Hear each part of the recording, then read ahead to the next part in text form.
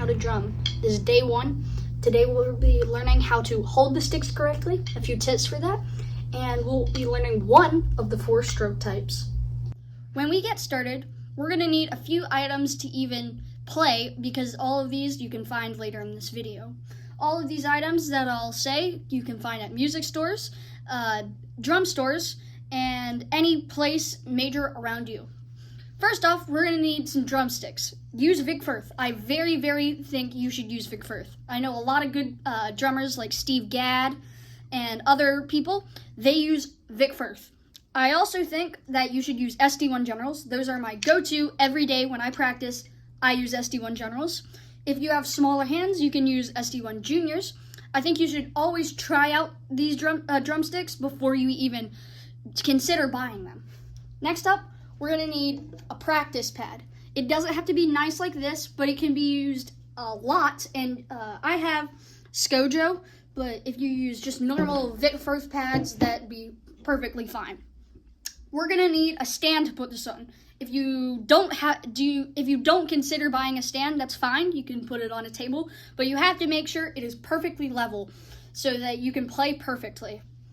Next, you're going to need a binder. I suggest you get a binder because I'm going to suggest a lot of things you can get online or these books. And you're going to need a stand to put this music on, like a music stand, but you can find those online or on Amazon. Muscle memory is everything when it comes to drumming. You have to do it the right way and do it over and again, and it has to be a habit with the correct technique. It's like brushing your teeth or writing with a pencil. We have to do it so many times the right way that we can never do it incorrectly. When you start, you gotta make sure that your area of where you're playing is a little bit lower than your belly button and about at your hip, right where I have it for my body. When you hold your drumsticks, you're gonna have one finger. If you have Vic Firth sticks, you're gonna want your thumb on the flag.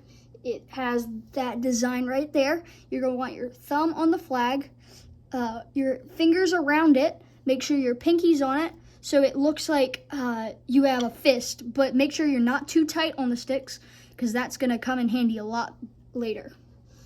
When you hold them, you're going to want them up like this. For now, we're just going to hold them up like this so that we can get a lower stroke later. When we go to hit a stroke, we're going to have to use 2 of the 4 hinges in the arm.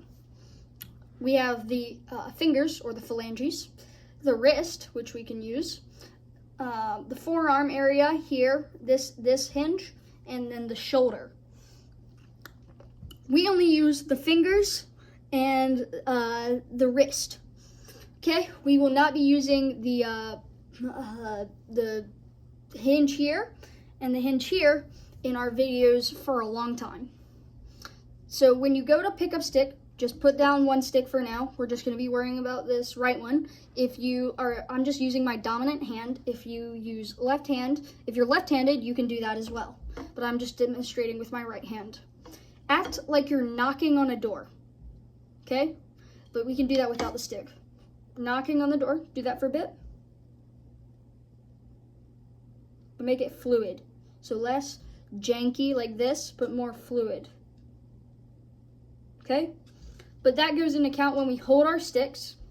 So, but we're gonna start at the top and go straight down. Okay, and bounce back. We can use bounces. Make sure your pinkies stay on the stick, and of course the other fingers, but go down and up and do that for a bit.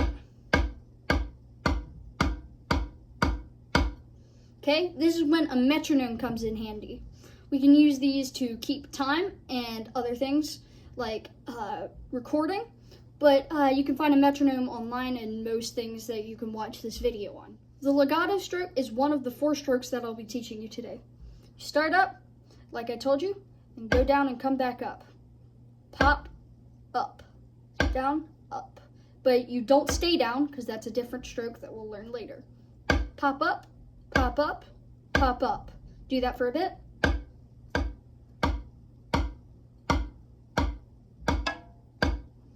Okay?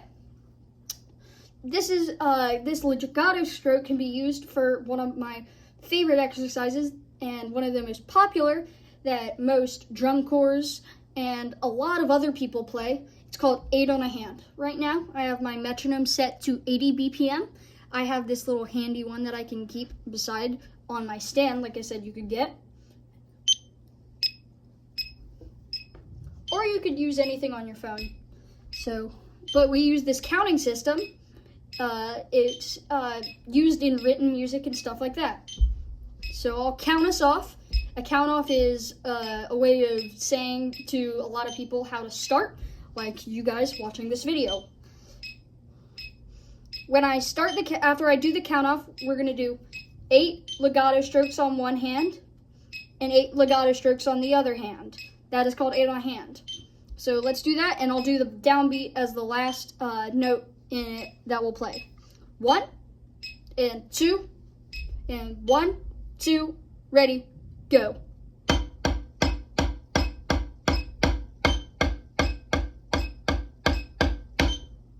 Okay, that is 8 on a hand. We can repeat the 8s on each hand, and eventually we can add 16th notes that I'll teach you later. Thank you guys for watching this video. I hope this helped you consider playing drums or helped you start playing drums. I will be posting an episode 2 on this channel. Please consider liking and subscribing this video. This helps me give more valuable lessons to you. And like I say, stay grooving.